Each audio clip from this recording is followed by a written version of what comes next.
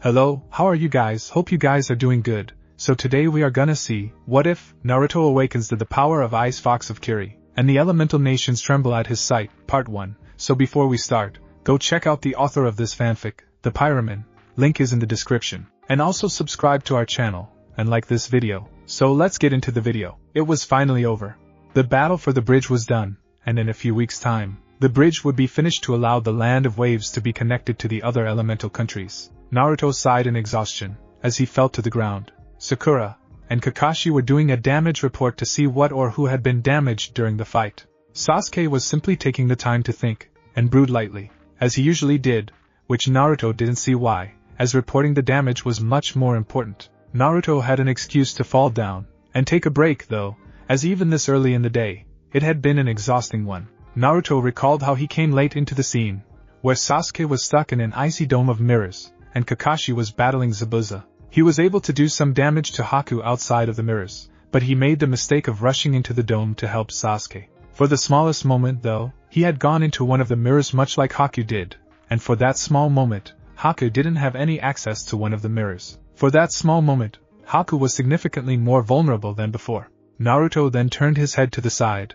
looking at the spot where Zabuza and Haku had been placed down to die. He couldn't help but wonder what happened to them, but he was sure that they were alive. Naruto was engulfed by rage, and had begun to draw power from the Kyuubi's chakra. He was so enraged by Sasuke's apparent death that the demon inside got the better of him, feeding off of his negative emotions, and reshaping them into evil chakra. In the demonic form, he was strong enough, and fast enough to attack Haku.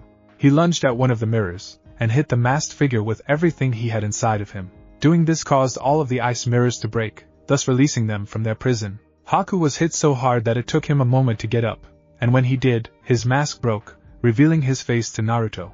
Naruto couldn't believe that the pure and kind-hearted person he had met in the woods was the person that he was fighting now. He couldn't understand it, and stopped using the Kyuubi's chakra. All he could manage to do was lightly punch Haku in the face, not wanting to fight him anymore. Haku could not understand this. Naruto had proven to everybody that he was stronger than Haku, but he was not willing to end the fight. Haku pleaded almost endlessly for the blonde boy to end his life, and for some time, Naruto resisted before finally giving in. In this time, Kakashi defeated Zabuza, and was about to end his life. Before Naruto could finish the job, Haku sped off to protect his master. Unfortunately, Haku was not fast enough to fully absorb the attack, and Kakashi's lightning-infused hand was partially in Haku's side. Haku had said a few short words before dropping to the ground, no longer strong enough to stand on his own. Soon after, Gato made his presence known by laughing at Haku's demise, and even went as far as dubbing him a woman to rile everyone up even more. Zabuza changed sides at the last minute, and helped Team 7 kill Gato and his men with the last of his strength. After it was all done, Zabuza requested to be set down next to Haku, to spend his last moments with his most precious person. Slowly, Naruto rose to his feet, and looked down at the message written in the pool of blood that accumulated between the two missing nin. Naruto looked at it curiously, and read it aloud. "See you after the war," Naruto said quietly to himself, as he looked at the spot Zabuza's giant sword had been at. He could only take guesses at what happened to the two, and the sword. "Hey Naruto," the voice of his sensei brought him out of his thoughts on the two ninja. "Damage is assessed, and everyone's agreed to just take a break for the day. They'll get back to working on the bridge tomorrow, so let's head back to Tazuna's house, and relax for the rest of the day." Both Sasuke and Sakura picked up on Kakashi's words, thinking about what he had said. Sakura didn't seem to mind it at all, and Sasuke was rather neutral about the decision. Of course he wanted to train, and become stronger, but even he had to admit that it had been a long morning that deserved rest. With everyone agreeing, Team 7, Tazuna, Inari, and Tsunami all headed back to the home of the master bridge builder, and probably soon to be mayor, if not new leader, of Wave Country. Getting back to the house, Naruto still thought about the demon of the hidden mist, and the ice master. He wondered where they went off to, and how they could have possibly escaped. Both of them were too tired to move, and they were most likely going to die lying down next to each other. As he lay down on his bedroll, he looked up at the ceiling, and attempted to remember, as much as he could, about the past week. The first thing he had thought of was his meeting with Haku. Naruto lay on the ground, as he got his rest. Because of Inari, Naruto was angered beyond belief, and decided to leave Tazuna's house to train. He trained himself to exhaustion that night, and he could feel the soreness of his body when he woke up the next morning because of a sudden sound. The sound turned out to be a lovely woman who had dubbed herself Haku. Naruto shared his name, as well, and the two talked for a short moment before Haku finally left, telling the blonde that she was actually a man. He had surprised Naruto, and got the demon fox inside of him to cackle like a man. Naruto still couldn't believe that Haku was the masked hunter Nin that saved Zabuza. He could also not believe that Haku was a man, and why the QB laughed uncontrollably whenever Naruto thought about Haku being a man. The boy then thought back on the most recent battle before Gato, and his men showed up.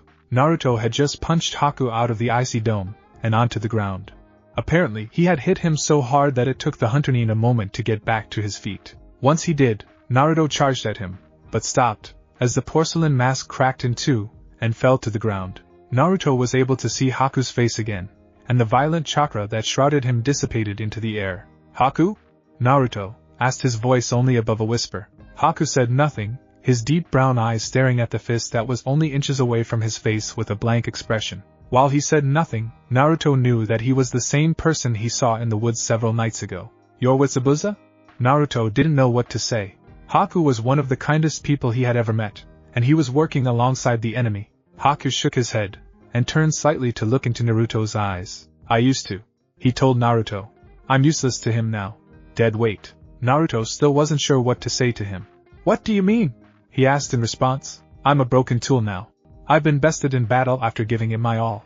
Zabuza-sama has no use for broken tools." Something in Naruto clicked, as he remembered what Haku had said to him in the forest about protecting your precious people no matter the cost. "He's your precious person? But he's the enemy." Haku suddenly became stern, as he locked eyes with Naruto with ferocity. "He may be the enemy to you, but he saved me. I am indebted to him," Haku told Naruto, getting him to retract his fist. "Civil wars are common in Kirigakure because of Kekkai Genkai users like myself. We're known to be harbingers of war, and are feared because of our power. My own father killed my mother because she had Hayatan, as well. He almost killed me, as well. I managed to escape, but I went hungry for several days. Then Zabuza-sama found me. He took me in, and trained me to become his tool, to be there for whatever he needed. I owe him my life, and so much more, and I failed at the one thing he needed of me." He then looked at Naruto with a serious expression. "You must kill me." What? Naruto faltered. He couldn't understand why he wanted to kill him. "You were the one who broke my demonic ice mirrors, my strongest attack. You must be the one to kill me." It went on like this for several minutes. They argued about Haku's fate, with each of them saying the same things over and over like broken records. Finally, Naruto relented, though he did not want to kill Haku. Just before he could finish the job, Haku dashed off to protect his master once more by shielding him from Kakashi's Raikiri. However, he wasn't fast enough to completely take the blow. Kakashi ended up having half of his hand jammed in Haku's side. Then the boy fell to the ground after a few words to Zabuza, who regretted making Haku the way he was. The scene was interrupted by Gato, who appeared with all of his men. He went on, and gloated about how he was always planning on cutting Zabuza out of the deal after the Konoha ninja were dealt with. He had even joked about Haku being a woman to get his men riled about killing Zabuza and the others. For the moment, Zabuza and Kakashi agreed on a truce, just in time to see Inari and Tsunami with several men from the village, all ready to fight Gato's men. Then, Zabuza went on a killing spree, ending the lives of as many of the mercenaries as possible before killing Gato himself. When it was all said and done, Zabuza fell down, and was dragged over to Haku. Everyone let Zabuza say what he had to say, and watched as it began to snow all around them. They all knew now that Zabuza had regrets for raising Haku like he did, and wished that Haku would accept his apology in the next world. Then they had disappeared, as Naruto remembered, and he and the rest of Team 7 went back to Tazuna's house for food, rest, and relaxation for the rest of the day, not to mention celebrating the death of Gato. As Naruto thought about it all, he began to drift into unconsciousness, and eventually fell asleep. He dreamed of thinking of a way to save Haku and Zabuza, even though they had been enemies for the past week. Haku was such a sweet and kind boy who was willing to do whatever it took to protect the people most important to him, and Naruto truly felt bad for not thinking of another way out. Suddenly, Naruto woke up in the middle of the night because of something he had heard. When he sat up and looked around, he saw that the window to his room was open, and a note pinned to the ground by several needles was just beside his head. While he was alarmed because of the closeness, he made sure to keep quiet as he read the note. "Join Kiri's rebellion. They'll appreciate you more than anyone in your pathetic village seems to," was what he had read from the note. There was no name on it, and Naruto did not recognize the handwriting, as it was rather messy and rushed, and he didn't think that he knew anyone who spoke or thought like that.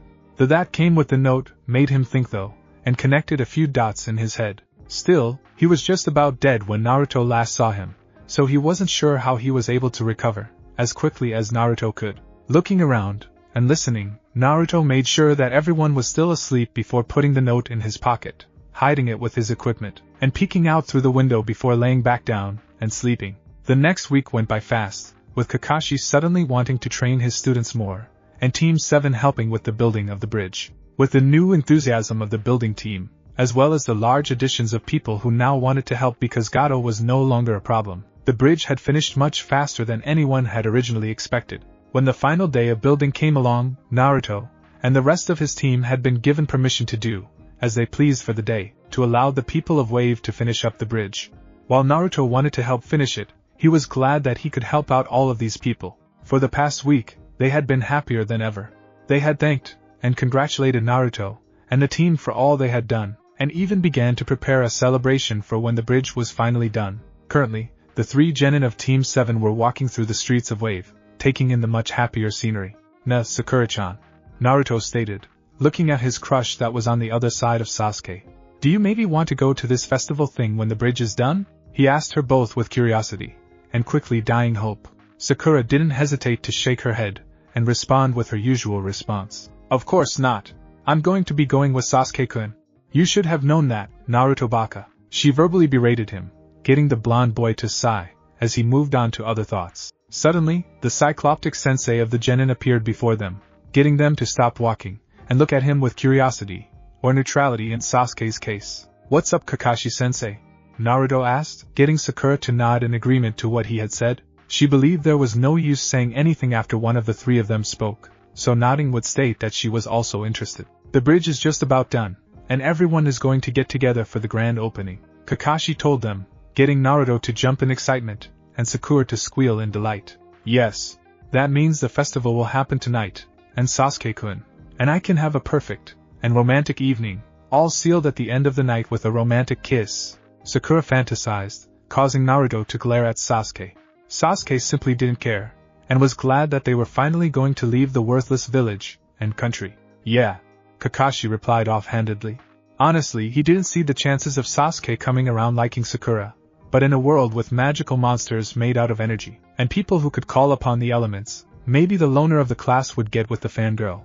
So anyway, let's get going, Kakashi told his team, walking back to the bridge at a slow and lazy pace.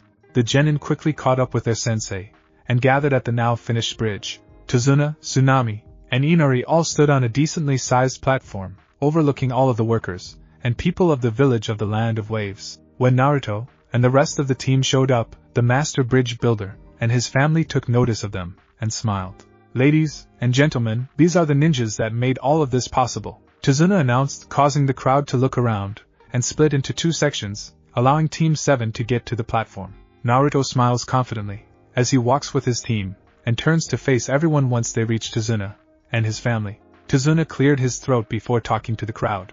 "People of Waves, ever since Gato and his men showed up in our village, we have seen nothing but poverty and misfortune. Life hasn't been easy for us, and I do believe that I'm speaking for everyone when I say that I feared that I might not wake up the next morning. But still, despite all of this, we made things work. We got started on the bridge, and now we finished it. After all this time, and all of the trouble we went through, we finished the thing that would reunite the people of Wave with the rest of the elemental nations, and it's all thanks to this boy right here."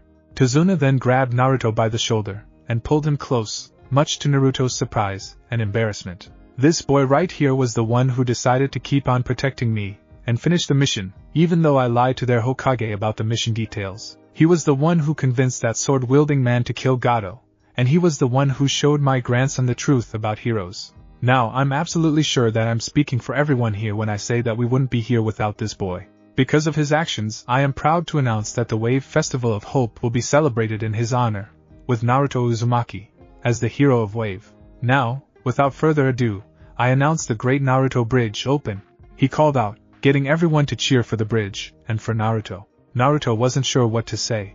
He was left speechless and blushing slightly. He had never been talked about so greatly before, and he was unable to say or do anything in response. His teammates were just as surprised as he was, but were handling the surprise much differently than he was. Sasuke simply glared at Naruto, slightly angered that he was hardly talked about at all, and his name wasn't even mentioned. Sakura was surprised that Naruto was the main focus of the speech, but even she had to agree that he had worked hard during the mission, and deserved some credit. Of course she was a little mad that Sasuke wasn't mentioned all that much, but she was otherwise happy, but she would never show it. After all, they were praising the class idiot. As the day passed, people got more and more ready for the upcoming festival. It was supposed to start just after lunch, but was held back by Tazuna, who had a brief fight with Tsunami because he already wanted to start drinking in celebration. Instead, the festival started at around 3 in the afternoon, but nobody really cared about the delay since it unofficially started when it was actually supposed to. Naruto had a pretty good day with the festival.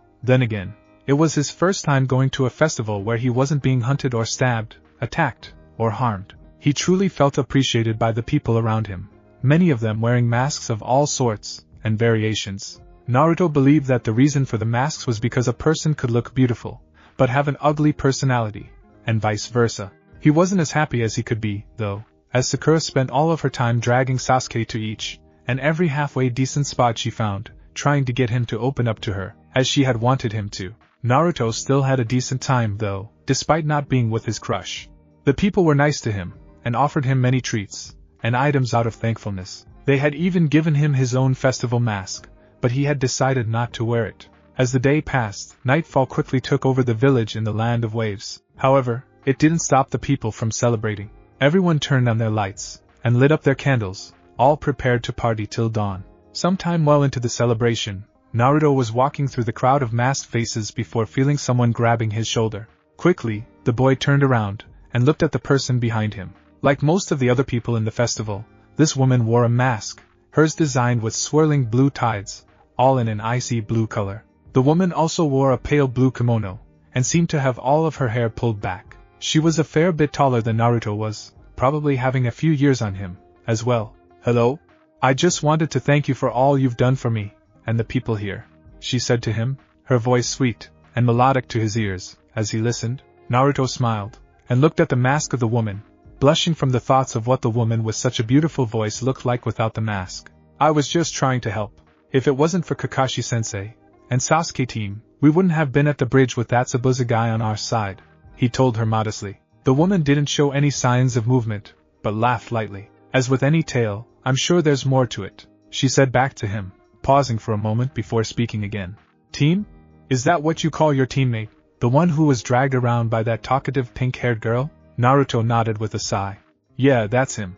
Though I wish she was dragging me around instead," he muttered the second part to himself, but not quietly enough for the woman to not hear him. Why?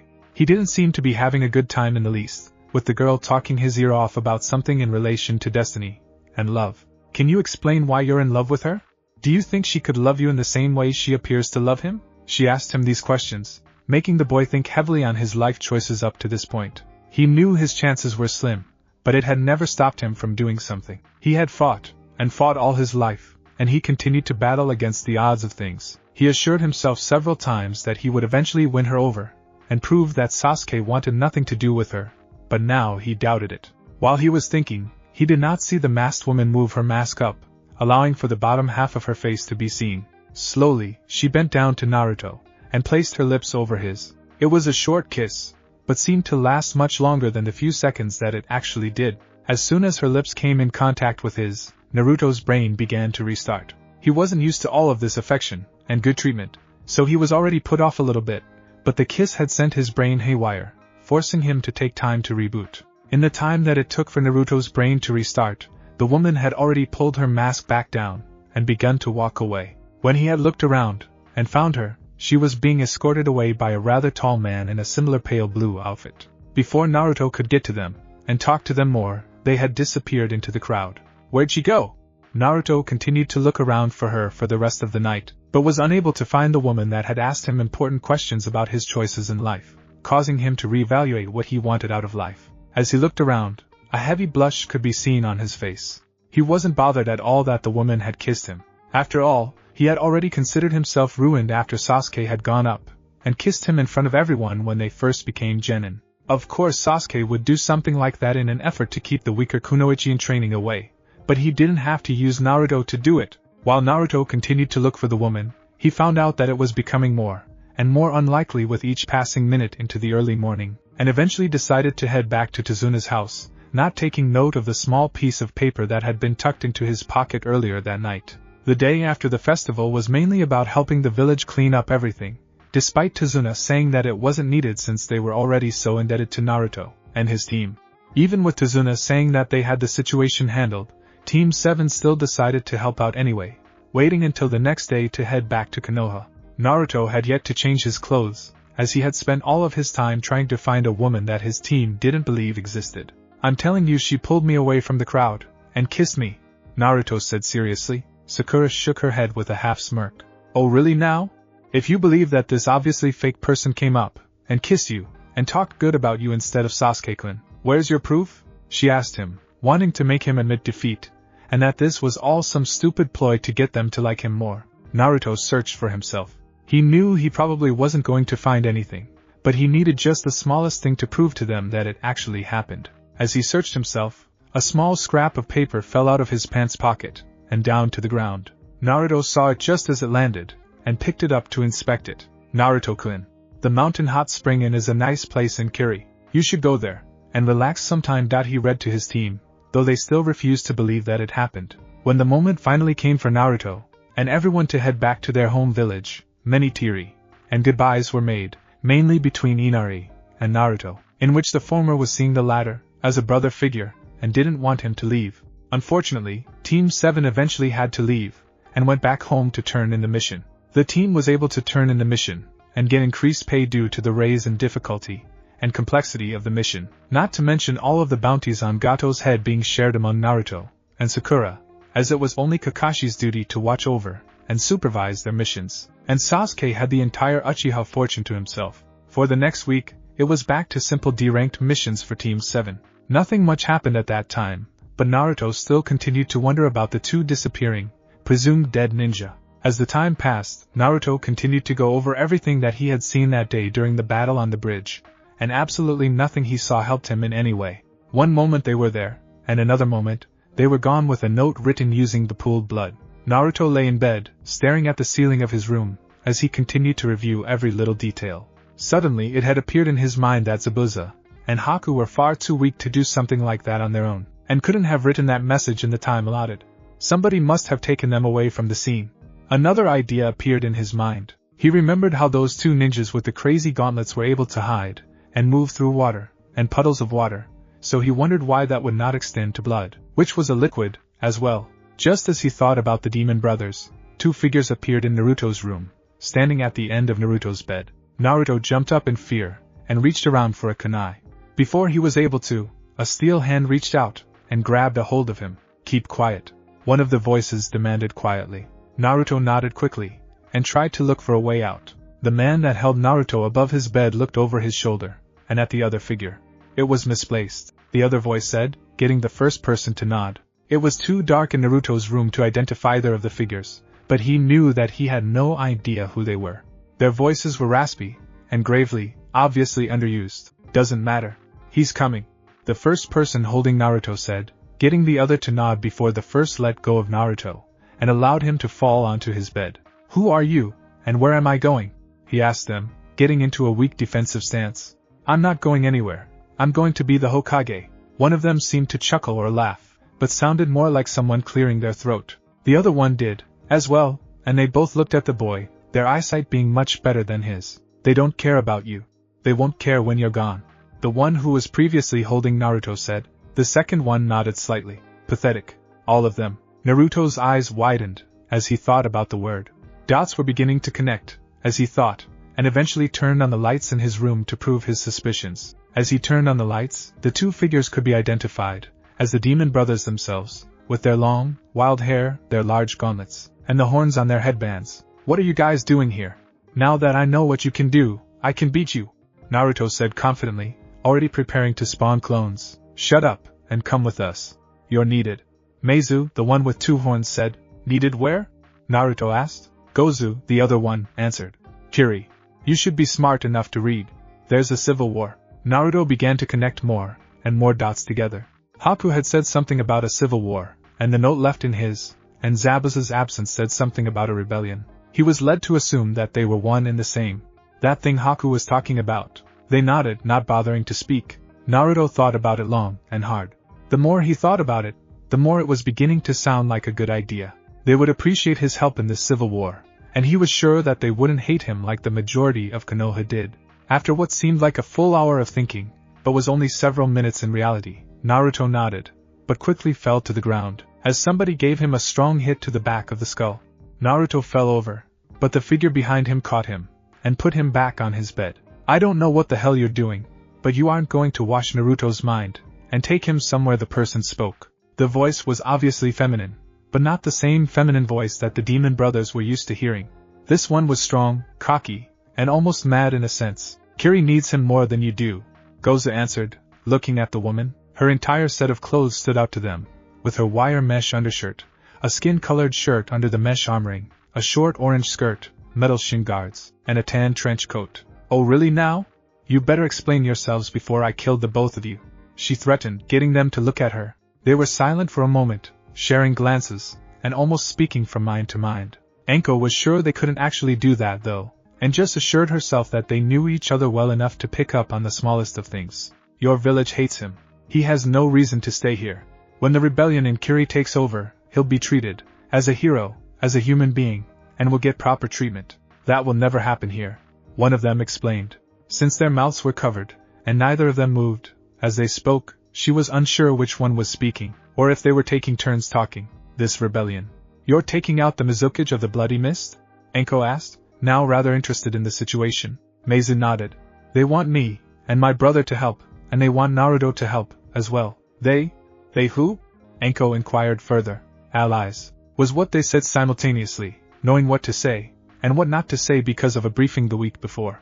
The rebellion, they said together once again. Anko became quiet for a moment, thinking over the situation, and how it could play out. They were certainly right with the majority of the village not wanting Naruto, and Kiri most likely treating him like one of the Kage if he plays a big part in the movement. In an instant, Anko disappeared in a puff of smoke, causing Gozu and Meizu to wait around for other ninja to appear, but a minute later, she returned with several sealing scrolls, and tossed some to the demon brothers. They simply looked at her, expecting her to tell them what she was thinking. Come on.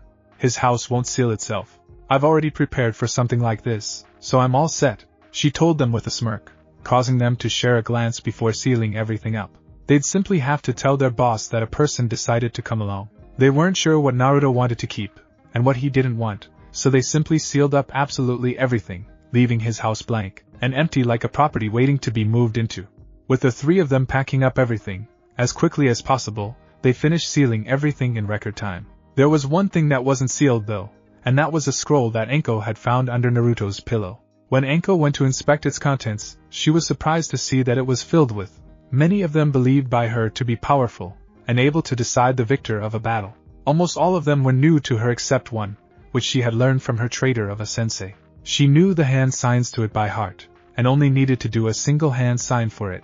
Now, despite all this, she was only able to make 2 or 3 of the unstoppable shadow clones at a time. She could only assume what all of these advanced and dangerous things were, and stuffed the scroll into Naruto's pocket before making sure that everything was ready. When she looked around at the bare room, Anko picked Naruto up, and looked at the demon brothers. Alright, let's go, she said to them with a smile, getting them to look at each other once more before leaping out the window, Anko tailing behind them with the boy. The 3 conscious ninja quickly escaped the village without any trouble. It was rather odd for Gozu and Meizu to go through a ninja village of all places, and not really need to worry about being caught. In their entire week at Konoha, they had not once run into any ninja at all, and they believed that the village was even worse than they had thought before. As a result of this, they ran for hours, quickly making their way to the coast in order to get to where they needed to be. They had only stopped because they needed a quick break from all of the running, and since the sun was rising it was probably a good time to go and get some food.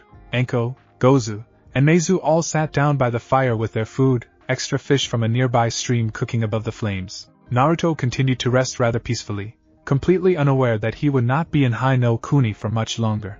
So Anko said, as she bit down on a fish, the demon brothers of Kirigakure. Always assumed you'd be working for the Mizukage, not against the crazy bastard. Meizu and Gozu said nothing, but both looked at Anko as she ate. They had already eaten by themselves while Anko watched over Naruto, ensuring that nobody would see their technique of eating through their masks. So what? You guys working for money? A dead? Anko listed off possible options, but they still said nothing. Of course they wouldn't say anything to her now. Despite them not saying anything, she had figured out their answer because of what they had said before. They were connected to all of this because of allies, which meant that they would probably get out of being missing Nin if they helped kill the Mad Mizukic. That was probably why a lot of dangerous people were fighting, as rebels, the opportunity to be claimed, as members of a renewed Kiri for helping to restore the balance, and so thereby, earn their place when they beat the Mizukic. Soon after, the group of 4 covered their tracks before taking off again. They simply followed the stream to the ocean, where they had to find transportation to Mizu no Kuni. It didn't take them long to find a boat, and quickly set off. Naruto woke up on the ship several hours later, but was unresponsive to the people around him. Instead of talking to them, and asking questions, he simply looked at the passing water, not bothering to make a single sound. This worried Anko, and took the demon brothers by surprise. They were aware of how loud and cocky the boy usually was, and now he wasn't anything like his usual self. He went back to sleep soon before they hit land, and Anko was forced to carry him again, as she followed the demon brothers. When they stopped, they approached a lonesome inn and hotel combination. It was all by itself, surrounded by the mist and trees. It bore a sign declaring it to be the Mountain Hot Spring Inn. It had probably been named for the natural hot springs it had, which were heated by the mountain behind it. "We're here," one of the demon brothers said to Anko, not bothering to stop, as they headed inside. Inside the inn was a small lobby with a sign at the counter, saying that a new person who was to take over the counter would arrive shortly. However, the people that frequented the inn knew that the sign always stayed there, and would probably never leave that exact spot. Gozu and Meizu led Anko down a hallway, walking toward a room at the far end of the hall. When they got there, they opened the door to reveal a staircase. The demon brothers then began to walk down it to get to where they needed to be. While they weren't sure what exactly would be said to them for having another person come along, one who was definitely not in the plan originally, they knew well that someone wouldn't be happy as a result of this change in plans. At the bottom of the staircase was a room about as big as the lobby, with a table and chairs at the center of the room. There were small desks all along the walls of the basement, filled with scrolls, ninja weapons, and all sorts of other things. At the table sat 3 figures. The one at the head of the table had long auburn hair, and a single exposed green eye. She was dressed rather provocatively, not much unlike Anko was, just with different clothes of course, but an aura of power and strength originated from her. Beside her was a masked figure, wearing a mask that Naruto would have recognized, had he been awake at that moment. The pale blue kimono was the same, as well, and looked just as it did when she had worn it when he saw her during the festival. On the other side of the auburn-haired woman was a rather tall man with spiky black hair, and a mask covering the bottom half of his face. It wasn't unlike Kakashi's, but was a plain gray instead of dark blue or black. He wore a pale blue suit similar to the ninja with the mask, and had a large broadsword strapped on his back. The person with the mask was first to speak, obviously focusing on the presence of Anko. "Who is she, and why is she here?" the person asked Gozu and Meizu in an ambiguous voice, but there was obvious power in their words. Anko looked at the masked person, detecting a hint of something that gave off the feeling of concern. One who seemed to have concerns for Naruto. Looking at the masked person, Anko grinned. Anko Midarashi, former snake mistress of Konoha, and a ranking worker in the TI division, not to mention the sexiest kunoichi in the land, she said, giving a bow, as she made her speech. She made it obvious that she was trying to be funny, and didn't want any harm to come to her, but there was also a serious undertone that told the people around her that she would do anything necessary to protect herself if her hand was pushed. "Why is she here?" the masked person asked again to the demon brothers. Meizu and Gozu traded a look before looking at the 3 figures at the table. "She insisted on coming. Doesn't seem to be nearly as pathetic as the others in that stupid village. She even helped us escape," they answered, knowing that while it would be enough, the masked person would still not be fully happy. The one with the sword hummed in thought. "Why is he asleep? He needs to be up for all of this. Don't worry about him for now." The one with the green eye spoke up, getting everyone to put their attention on her, as she looked at Anko. "You weren't in the plan. Why'd you come all the way out here?" "I'm not saying I don't appreciate any extra hands, but I need to know your reasoning." Anko smiled, and it wasn't snide, or hateful, or even one of arrogance or pride, it was a genuine smile. She then leaned forward, and spoke with obvious sincerity. "Naruto here is like the little brother I always wanted, but never had. If he left Konoha, I'd follow after him. I've always had my stuff sealed up in storage scrolls in case of the need for a quick getaway, and in that event, I'd take him with me to a safer place. She paused, and looked down at Naruto. Like him, I never really liked Konoha. Other than him, all I had to tie me to it were 2 other people, both of which had a closer relationship with me than Naruto did. She looked down at Naruto again. Honestly, I thought he would use the wave mission as his chance to get away from the village. First time out of the village, and a perfect opportunity to get away. She told them, genuinely surprised he didn't use the wave mission to do so. The woman in the middle looked at Anko with a keen eye, before glancing at Naruto in her arms. She was quiet for a moment before looking back up at her. I guess I can't convince you to leave. Not that I'd really try anyway. She muttered the second part. So you're going to cut ties along with Naruto then? Work for Kiri from now on? Anko smiled again. Get me to leave Naruto? She replied, beginning to grin now. To answer that, how likely is it that you would get IWA to bow down and declare Konoha as their overlords, and then kiss the elders' wrinkly old asses? She was now trying to hold back her laughter, as she could see them picturing it in their minds, and trying not to at least smile at the amusing thought. Besides, if Naruto joins Kiri, I am damn well going to join too, so as to keep an eye on him, and use my talents, and to protect him, and help him grow. She paused, as she took a slight breath for dramatic effect, not to mention, here she paused again. I am sure you could use the talents of someone who is a master with interrogation, seduction, and poison, and hallucinogen making, not to mention personally trained by the legendary interrogator Ibiki Marino. She flaunted her skills with a grin. We'll work on the formalities later, and I've only got one rather cheaply prepared headband since we only expected Naruto. But anyways, welcome to the Kirigakyu Rebellion, and soon to be the new Kirigakyu Ninja Corps. You and him will both get your official headbands when this is all over, she said with a smirk. My name is Mei Terumi, and I'm the one leading the operation here. These 2 are friends of mine who have decided to come back for the cause, even if their last attempt on the Mizuki's life didn't end well. When Mei finished talking, Naruto could be heard groaning, getting everyone to move their attention to him. Everyone watched with eagerness, as he awoke, and he looked around with a confused expression, clearly not knowing where he was at the moment. Naruto? The masked person asked. Naruto, are you awake? Do you know where you are? Naruto was unresponsive, as he looked around, wondering who the people around him were. His quietness was starting to unnerve people, and his reply told them all that there was a serious problem at hand. Who's Naruto? Damn it! Mei cursed quietly with a twitching eyebrow, as she looked at the boy in Anko's arms, his eyes deep blue, and as naive as a newborn. There was no more spark or burning desire, just curiosity and confusion. Okay, first things first. Why doesn't he know his own name? Mei demanded, hoping someone had a good answer for her question. I think I can shed some light. Anko smiled sheepishly, and glanced down at Naruto before looking at the rebellion leader. See, when the demon brothers over there were about to take him away, I kinda knocked him out so he wouldn't see what I was planning on doing to them, she told Mei, hoping that she would understand, and not kick her and Naruto out of the one thing that could get them away from Konoha. He woke up on the boat ride here, but was pretty much unresponsive. We didn't know that I knocked the memory out of him. She laughed sheepishly, barely noticing the masked people shaking their heads at her. Mei sighed, and rubbed the bridge of her nose, before looking at Anko. Okay, let's try again, she said. From what Oni and Yuki Onna here? She waved her hand, indicating the man with the sword, and the other masked person next to him, both standing behind her. Naruto here is a Jinchuriki. She saw the look of surprise on Anko's face, and motioned for silence. Don't worry, I have nothing against them personally, much as I have reason to be, given the circumstances of this civil war. Hell, he could be the son of Kami himself, as long as he is respectful, and knows who not to kill. If he's like that, then I'll be happy. But that's straying from the point. The people from his clan are well known for their healing powers, and ability to take injuries, and still keep going. How does someone like that end up with a loss of memory from a simple blow to the head?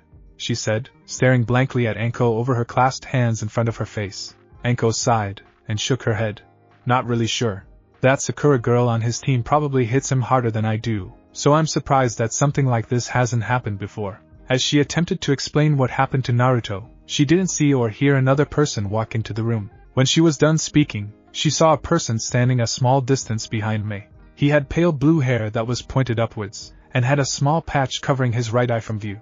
Suddenly Anko's eyes widened, as she realized something. Actually, it might have been something I was trying to recreate, and may have used without realizing it, she said sheepishly, now knowing that she actually might have hit Naruto too hard when she had knocked him out. Mei's eye twitched. Please, this is trying my patience, she said, refraining from hitting Ao, who was standing by the door behind her, out of irritation. A little thing called the strength of 100, Anko explained further. But for me, and how much I've been trying it, it's more like a strength of 25. Masama, we should get back to camp. We have news from one of the recon groups. Ao told his superior. We need to abandon or hold off on all current arrangements to get back sooner. May's eyebrow twitched violently as she stood from her seat. Engagements, she whispered to herself, as she turned around and glared at her guard. Ao, shut up before I melt you, she said in a dangerously cool tone of voice. Ao said nothing, as he simply looked at her, filled with a kind of fear that only she could instill to him. He knew what she was capable of, and why she was the leader of the rebellion, and he did not want that kind of power directed at him with the rage of a woman behind it. Anko coughed to clear her throat, as she looked down at Naruto, who was still looking around with curiosity. Should we get going now? She told everyone, getting Oni and Yuki-Ana to nod. May sighed, and held a hand over her face. Ao, we cannot go directly to one of the bases. We have to take them to a safe house first so that we can get Naruto here checked out to make sure everything is okay. She turned her head to look at Anko. As for you, you're going to be on guard for Naruto, as well as watched by Oni and Yuki-Ana here. They will keep an eye on the two of you. You are more than him, she said, turning her head back at Ao to make it clear that he was to prepare to clear things out of the outpost they were currently in. We will be heading to the Demon Rock safe house, she said, getting a look of shock from both Oni and Ao. The outline of a half-smirk could be seen from Oni's mask once the shock wore off, and he decided to speak up about the matter. Masama, I already made that place near impossible to get to, but that safe house is also in the Mizuki's territory. If his ninja don't kill us, the traps I made will. Anko eyed Oni suspiciously, already having ideas of his identity. Oni caught onto this, and put on a mask that was not unlike Yuki-Ana.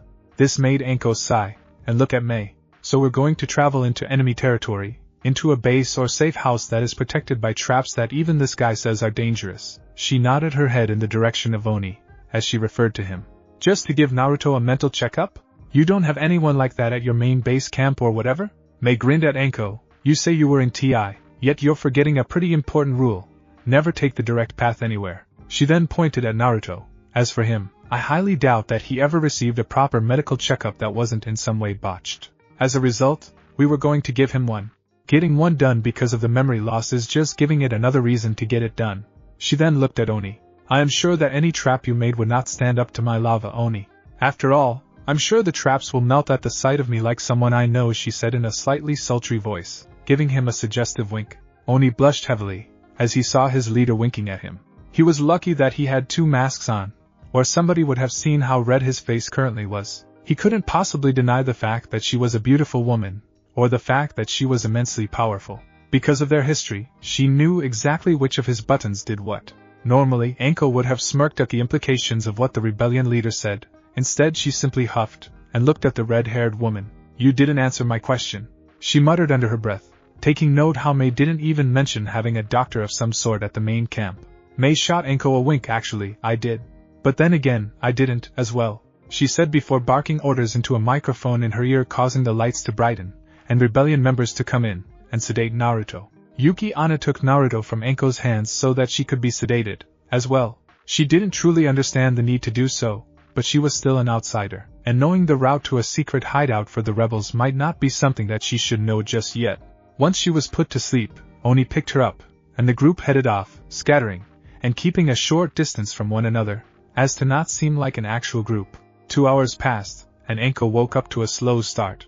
As she looked around, she could tell that she was in a cave of some sort. Her back arched mildly, but despite this she forced herself to sit up and look around. She could see Yuki-Ana, May, and Oni a little ways in front of her, but Ao and the demon brothers were nowhere to be seen. Her vision was partially blurry, but she was still able to see Oni draw some blood, smear it on one of the walls of the cave, and use his titanic sword, as if it were a big-ass key in the wall. Before all of their eyes, one of the walls moved, revealing a passageway. May and Yuki-Ana walked ahead of Oni. As he went back to pick up Anko, he was slightly surprised to see her awake already, and shook her head when he offered to carry her. Instead, he helped her up, and walked alongside her into the cave. So you know Naruto? Oni spoke up, moving his head to look at Anko. Anko sighed, and nodded. Yeah, I have known him since he was 6, and have been looking out for him since then, as his older sister. Of course, I can't keep an eye on him all the time, so I don't know everything that has happened to him in Konoha. Still, I do the best I can. Sometimes that means beating up civilians, And a few dumbass ninja who got more shit than brains, she said, grinning at the memories of some of the beatdowns she had delivered over the years. There are misadventures he's had that I don't know about, and I just hope none of them caused any lasting damage, she said, a look of sadness spreading across her face, but changed, as she came to a realization. Wait, what about you? How do you know Naruto? I'm pretty sure that Kiri doesn't have any spies, she inquired, looking at Oni questioningly. Kiri has a few spies in Konoha, Oni stated. I'm not one of them, but I know who they are. Wife of one of the spies picked me up when I was a kid. I snapped during my exam test, never seeing her or them again. Became Onbu, did assassin missions on the side, and a good handful of bounties. I was in charge of one of the attempts on Yagura, the Mizuki's life. Failed, obviously, and took a break for a while. Anko nodded and smiled, thinking that you may have said too much. Zabuza Momochi, Anko said, grinning at Oni. Damn, Oni said simply, refusing to take the mask off, as he looked away from her. Anko grinned. So, now I know how you really know Naruto, at least in part anyway. She then decided to ask something else, something she had always wanted to know, but never had the opportunity for it. Despite being in TI for quite a while, wrangling up, and interrogation dozens of missing nin, there's one thing that always escaped me. She looked at Zabuza. The black villages do exist, right? She asked. Zabuza laughed. A smile could be seen on his face if it wasn't hidden by his masks. And you call yourself a TI master? He mocked her. Of course they exist. How do you think missing nin get around, and escape, as much as they do? How do you think the daimyo keep their hands so clean? He thought back on the black village of water. The one here is more finicky than others though. I've been to several of the black villages, and none of them are like the one right here in the land of water. I'll tell you more later though. Anko smiled. Maybe I might have to place some black market requests through you, since you're the one with the contacts, and all, Anko said mysteriously, as they made it to the main room of the underground base. The masked man simply looked at her, but under his masks, he gave her a curious, and slightly deadpan look. Once Anko and Zabuza joined Yuki, Anna, Naruto, and Mei in the main room, Zabuza stepped in front of all of them, and looked around. He could hear footsteps slowly getting louder, and he assumed that it was Ao, and the demon brothers with the medics from the main camp. Zabuza pointed down one of the stone hallways, making everybody look down said hallway. Infirmary is down that way. Anna knows where it is. I need to get some things, so I'll meet you there in a bit, he said before walking off down another hallway. Yuki, Anna waited for the rest of the group to meet them before directing everyone down the hallway Zabuza was talking about, and into the infirmary. Right here, Yuki, Anna said, as she guided everyone into the room, setting Naruto down on one of the beds, and moving away to let the doctors do what they had to do. Mei looked at Naruto, as she spoke to the doctors. Full medical scan. Make sure it includes a mental checkup to see if we can't retrieve at least some of his lost memories. Run a blood test if you can, sample it, and hold on to it for when we take over Kiri. Be sure to make sure he's stable. If Konoha could produce a ninja like Orochimaru, then it's possible they can make another mad scientist like him. She issued the commands, the doctors nodding, and getting to work. Anko looked at Mei with a rather serious expression. Even after all these years, Orochimaru was always a sore subject for her. I didn't think people from Kiri would be interested in the missing nin of Konoha, and what they do. Anko knew well that her former mentor was a heartless person that experimented on innocent people, as well as a man that was quite infamous throughout the nations, but she wanted to know how the rebellion leader knew, as much as she did about him. Mei, looking at Anko, shot her a glare.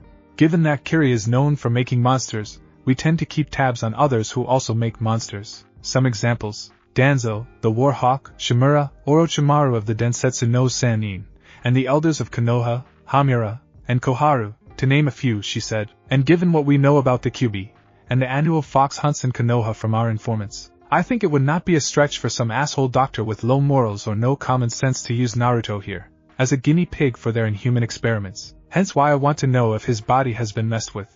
We don't have any files, but we know who he is, and what he holds. She looked at Naruto. If he really does have Uzumaki blood, then he'll be of even higher priority than he is now. She then grinned, but it was an ironic grin, one of cold humor that holds no real amusement. You know, it's funny really, Konoha preaches about upholding history, but see how quick they are to forget the Uzumaki clan.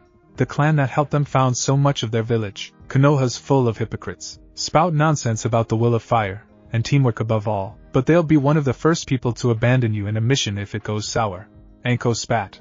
I understand what you mean, Anko, Mei said, smiling a bit. The third Hokage is admirable, and his ideals are good, but most of that village has corrupted his, and the first two Hokage's teachings. Mei let out a snort. It's ironic, They say respect their history, they really do, but if Naruto is an Uzumaki, then he's much more powerful, as well as connected, than anyone can believe. The Uzumaki branch from the Senju, so even if it's distant, he has relations with 2 out of the 4 Hokage. 3 if my hunch about the future is right. She then shot a look at Anko. Alright, forget about politics for now, it's time to get to the heart of the matter before we can go to our main base. Mei finished, as she looked at Anko with a critical eye. Anko smirked cheekily, taking a glance at Naruto before redirecting her attention to Mei. And what might that be? She answered somewhat eagerly. Even in such a dire situation, she found a way to be as confident and cocky as ever. Mei sighed. Alright, let's cut the crap. We need to know why a master interrogator like you would be willing to drop everything for your so-called surrogate brother here and come after him.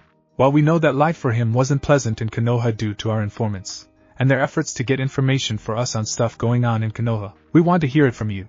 Why would Naruto have such loyalty to a village like Konoha, yet at the same time have such resentment for them? Mei told the younger woman, giving her a glare that threatened a fate worse than death if not answered truthfully. Anko sighed, and looked down at the ground for a moment before looking back up at Mei.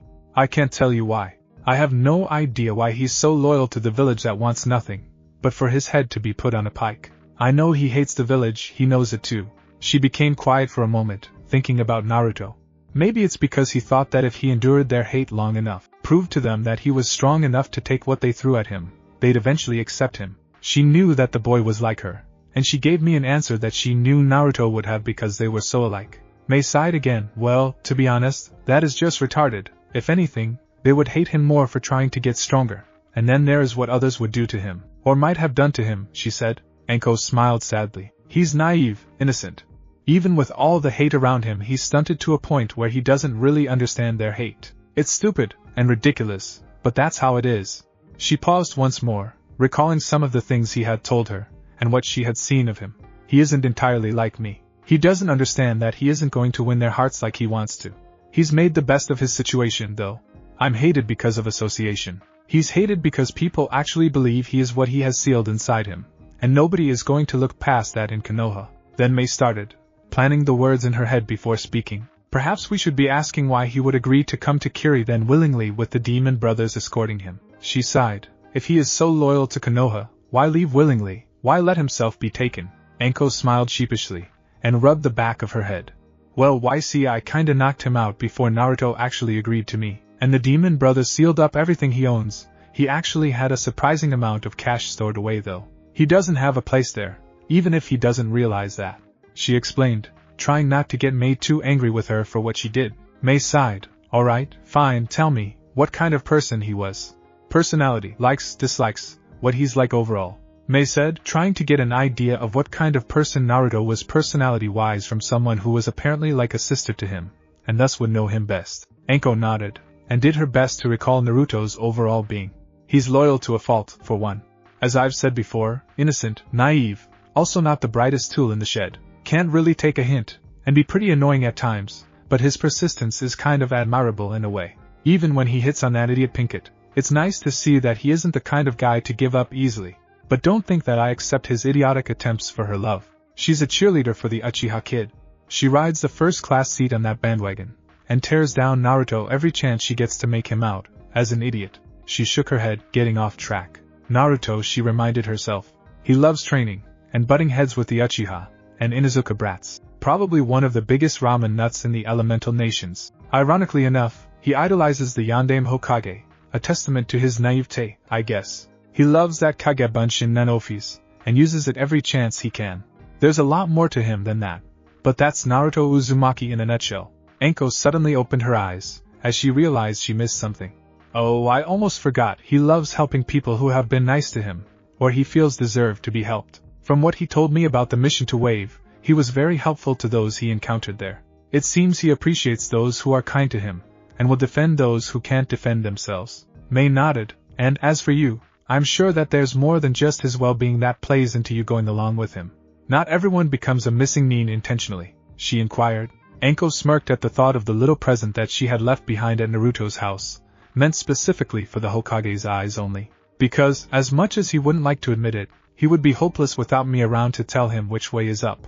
And besides, if the little something I left behind gets to the Sandaime like it's supposed to, then being a missing nin will be only a distant thought. May suppressed a groan at the obvious humor the woman before her was trying to pull off. You know what I mean. You say he's like a brother to you, and with what you've told me, it seems like he sees you as a sister or someone to look up to. My questions right now are why, and how, she clarified. I think I've already given you some information about that. Anko started off on a serious note. We're a lot alike. I don't need to say that stuff again, so I'll get down to it, she said offhandedly, still not taking the situation as serious as May would have liked or preferred. 6 years ago, a month or so before his birthday, I was walking around, minding my own business at my favorite dango shack, and suddenly Naruto runs right through, and ruins my food. I was pretty damn mad at the time, but the anger went away when I saw a bunch of people running after him with rust-covered weapons, and such. It all clicked in my head, and I followed them in the shadows. Unfortunately, I was being too slow, trying to surprise them, and Naruto was hurt pretty badly. I was able to run them off, and get Naruto patched up. Since then, I stopped by regularly, and became like a sister to him. She told me, giving her that basic rundown of everything that happened. Also helps that he would pester me every time he saw me around the village, she adds, smiling happily, remembering the time he had inadvertently kept some more lecherous civilians away by pestering her, causing them to think that it might not be a good idea to mess with the fox and snake combo, even if the boy had no training. May nodded. So basically, you were nice to him, and he treated you like one would treat most other people who could fall into the any one category. Fair enough. Suddenly a random member of the rebellion came up behind Anko, and handed something to her, and looking at Anko's questioning look, waved to it. It isn't a headband, being just a rebellion, and all, but it'll notify people of your standing in this war, and let the other rebels know you're with us. Anko took a look at what had been given to her. It was a pure white porcelain mask with the Kirigakure logo on the center of the forehead. Anko smiled at how blank the mask was, meaning she could make it entirely hers, without ever being mistaken for someone else. Thanks, she said, as she looked up at May. May nodded with a smile. If he is an Uzumaki, then there are people here who would want him to stay. If he calls you his sister, then they'll want you to stay as well. She then patted Anko on the shoulder lightly. Now, let's see what the docs have come up with in regards to Naruto, and his medical scans, and other stuff, she said. Right. Anko nodded, and followed May a short distance to where Naruto, the doctors, Yuki Anna, and now Zabuza were. He had apparently come in while the two were talking, and was holding a few items in his hands, one of them being a shattered mask. One of the doctors walked up to May, and bowed deeply before taking a glance at Naruto. As far as we can tell, he's going to be alright. The amnesia seemed to have been more than just a hit to the head.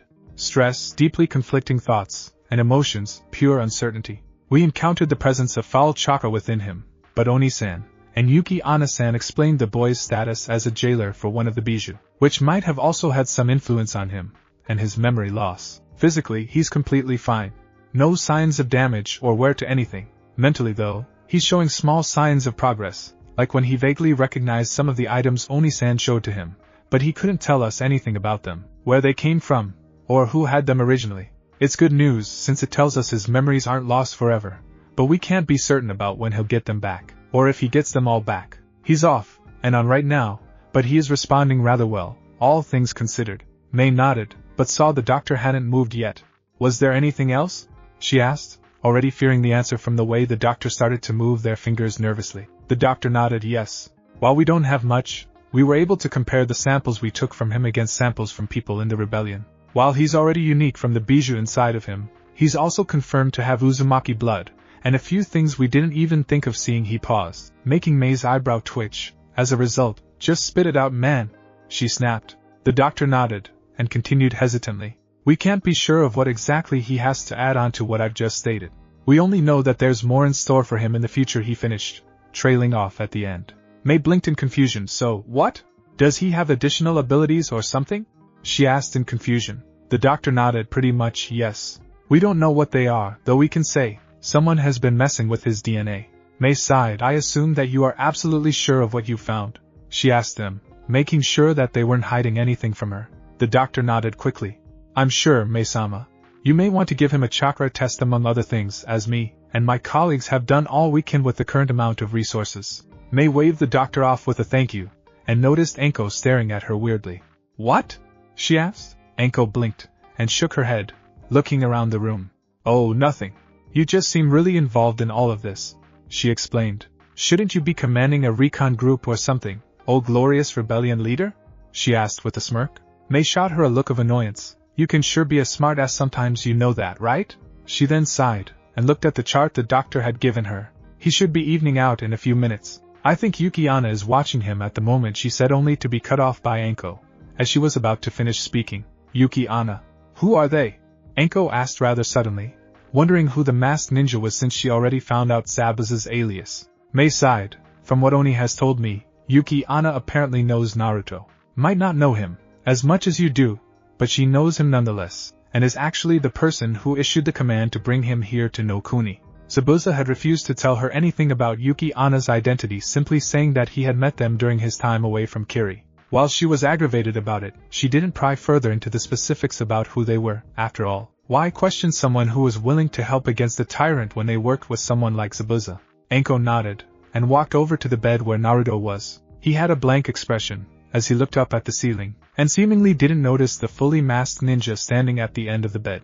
Yuki-Ana had been standing at the foot of the bed since Naruto was placed there, watching over the boy, and the doctors checking up on him. When Naruto woke up, she and Zabuza tried to see if he could remember anything. While he couldn't say anything specific about them, he did seem to know about them, and it was progress. As Mei and Anko walked over to the bed, Yuki-Ana turned her head to look at them, her face unable to be seen. Oni-sama left briefly to put the items back in his personal room. Naruto is showing some progress, and is proving that he eventually will get his memories back. Anko looked at Yuki-Ana, and where exactly is his personal room, as I would like to be nearby.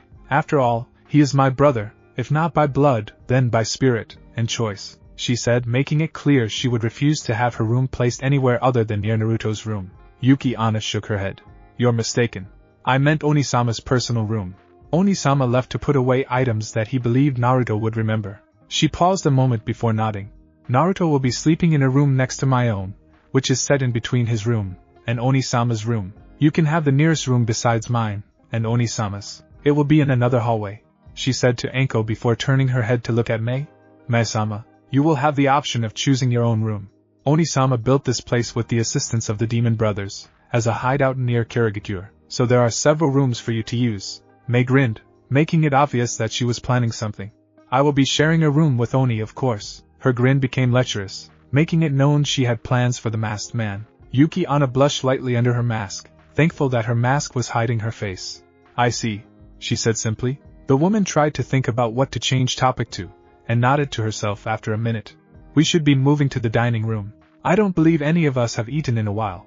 The Demon Brothers should be hunting for food for us to eat." She then escorted the two other women out of the room, not noticing that a blonde-haired boy was silently tailing them to also get some food. As they walked through the stone halls, they encountered Zabuza walking through the halls, as well. He no longer had the porcelain mask on, but still had the cloth covering over the bottom half of his face. He walked with the group, guiding them to the dining room. "Take seats anywhere you like," he told them. "The kid's going to take the head of the table," he added, making the others look around to see Naruto walking around quietly to the head of the table. Anko frowned at him, as he sat down. He was so unlike his normal self, and it made her feel like the civilians had finally started to get to him. Even if it wasn't the case here, it made her feel like she failed in watching out for him. "Naruto," she called out to him, as she sat down to the left of him. "When this rebellion thing is all over, if you still don't have your memories back, we're going to work even harder than we are now to make sure you return to your old self." Naruto just looked at them, and shrugged. "Okay, I guess," he told them blankly. He felt like her words should have had some importance to him, but his lack of memories and personality prevented him from connecting with anyone or anything properly right now. The group had eaten, and explained more to Naruto about who he was, and why he was there. While he was thankful for the help, he was still unable to really connect with them. As it got late, everyone decided to turn in for the night, with the exception of the Demon Brothers, who opted to keep watch around the hideout. Later that night, Anko woke from her sleep. The cursed seal on her neck often did that to her, and it had become all but annoying to her. Getting out of the bed she was given, she roamed the halls of Zabuza's base to ease her mind from the terrible dreams she had. Like real life, the dream Naruto had forgotten everything about himself, as well, but had begun to treat her poorly, and started to become the kind of person that she hated being around. As she walked the halls, she ventured down the hallway that Zabuza, Yuki-Ana, and Naruto were sleeping in, and decided to check up on the boy. Opening his door, she saw the masked woman watching over Naruto at the foot of his bed, much like how she was when he was in the infirmary. Yuki Anna simply watched over him, her face still unable to be seen. Despite this, Anko could tell she was deep in thought, and decided to simply leave the room, and wander a bit more before heading back to her room to sleep. The next morning, Naruto woke up feeling a nearby presence. As he looked around, he found the masked woman from the day before sleeping next to him, thankfully fully clothed, and at least a few good inches away from him. He remembered sleeping in the middle of the bed, so his current position on the side was explained easier because of her presence. A masked lady? Naruto asked. He knew that he had heard the name of the other masked person, the red-headed woman, and the purple-haired woman used for the woman currently sleeping in his bed, but he was unable to remember it. Something Anna, he remembered. Looking at her masked face, Naruto stared at Yuki Anna for several minutes before deciding to take off the mask to see what the person underneath it looked like. Slowly, Naruto gently grabbed the mask, and began to gently pull it off, but was stopped, as a hand suddenly grabbed his arm, making him yelp in surprise, and jump back a little. Yuki Anna turned her head to look at Naruto, and while unable to see her eyes, he was able to feel the icy cold glare that she shot at him. Thankfully, she stopped glaring at him, and let go of his hand before sitting up. The memories of the previous night returned to her, and a bright red blush took over her face. Once again, she was thankful for the mask she wore, and proceeded to get out of the bed. Once she bowed to Naruto. My apologies for sharing your bed. I was guarding you throughout the night, and eventually became tired, she said to him before quickly stepping out of the room. While Naruto didn't know much about the masked woman, he did know that her voice was at least 2 octaves higher than it was the day before, and wondered what she was thinking when she left the room. In the back of his head, Naruto could hear deep laughter. He was sure that it wasn't himself, as he had never heard such a deep and powerful laugh before, and it scared him mildly. Elsewhere, Mei sighed, as she thought about how things were going to go. She knew she would have to have Naruto retrained, as right now, without his memories, he is useless to the cause without his memories, and knowledge of, and tactics. She had been informed that he was good, but was lacking in several areas. She knew that with this opportunity, she could have Naruto trained to be a much better ninja than he was before. Naruto's still in there. At his core, he's still the hyperactive knucklehead that changed a country's future. Zabuza spoke up, appearing behind Mei. He might not have his memories, but I know that it won't stop him from giving some money to every beggar on every street. It's who he is. Mei smiled. I sure he is, but until he gets his memories back, he needs to be retrained. Any ideas on what we should teach him? She asked. Zabuza smiled. Well, I could teach him, and the silent killing techniques, he said. Mei sighed. We should ask Anko if she could help. You told me he could use shadow clones. If he could relearn it, that would be very helpful for the cause. More so if Anko knows it too, as then she could teach it to us, making it a new high level for future Kiranin, she said smiling, as she finished speaking. Zabuza nodded. You have a point, but at the same time you're off. With how fast that kid was pulling out shadow clones, it seems like he could make them in his sleep. It's all muscle memory to him. While he can't remember them, his body does. He'll know the hand seals. It makes our job just a bit easier, as well. More so because of a little bonus to that, the masked ninja said with a smirk, knowing a little bit about the despite not having a sufficient amount of chakra to properly use it himself. Zabuza stepped around Mei, and began to walk down one of the hallways. Let's get going to the camp. As much as I like staying here, we should get moving. I brought a few things with me to give to the kid when we got there. Ao, and the demon brothers should already be clearing a path for us, he said, as he continued to walk, getting Mei to walk with him to the entrance of the hideout where they would meet up with Anko, Yuki Anna, and Naruto. The group soon met up at the entrance, and sealed the hideout again, making sure that only Zabuza and his huge-ass sword can get inside. Once the hideout was locked up, the group moved back into rebellion territory to get to the main camp of the rebellion. Reaching the entrance to the camp, the group was met with 3 figures. The 2 on the sides were slightly taller than the one in the middle. They had on standard Kurigakura Ambu armoring and masks, and the one in the center had a blue striped shirt, a navy blue harness for the sword on his back, camouflage pants, and a pair of ear protectors connected to his glasses. Mei-sama, you're back. The one in the middle started, stepping forward, and looking over the new people. Almost 2 weeks before, Oni and Yuki Anna entered the rebel camp on their own, without the demon brothers at their side, so it was now them, and a purple-haired woman, and a blonde-haired boy. Ao had been told to stay with Mei while the glasses-wearing young man watched over the camp. Yes, and, as you can see, the party has gotten a bit bigger over the last few days. Any progress, Chojuro? Mei responded, and asked him, getting him to nod slightly. We managed to capture another hunter Nin trying to spy on us, he told her, looking back at the camp briefly before turning back around. Mei raised an eyebrow, and looked at Chojuro seriously. Did they put up much of a fight to get away? Slowly, Chojuro shook his head at his leader. No, Mei-sama. It didn't take much to pin him down, and bring him underground. The redhead was quiet for a moment, thinking over the situation. Bring me to him. He's a hunter nin, they shouldn't be easy to capture. Chojuro nodded, and turned around, walking into the camp. The other two ninjas stepped aside, and allowed them to go inside. As they walked, Mei looked at Yuki-Ana, who had been carrying Naruto since they had left Zabuza's base. She had struggled slightly, but Zabuza had told her that Yuki-Ana was not in the best condition, and needed a little more time to heal all the way. Ana Oni, take Naruto to the medical tent, see if we can't give him a better evaluation. She told them before looking at Anko, who looked back at her. You can come with me, or with them.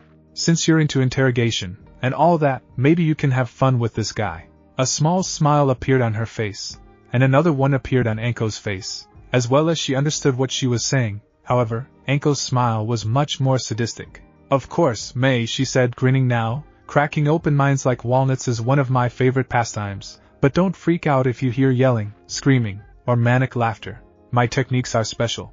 She ended with a sweet smile, getting Mei to sigh, and shake her head with a smile. Alright then, you're with us. She replied, continuing to walk, as the demon brothers, Zabuza, and Yuki-Ana branched off from them to go elsewhere. I'm Anko.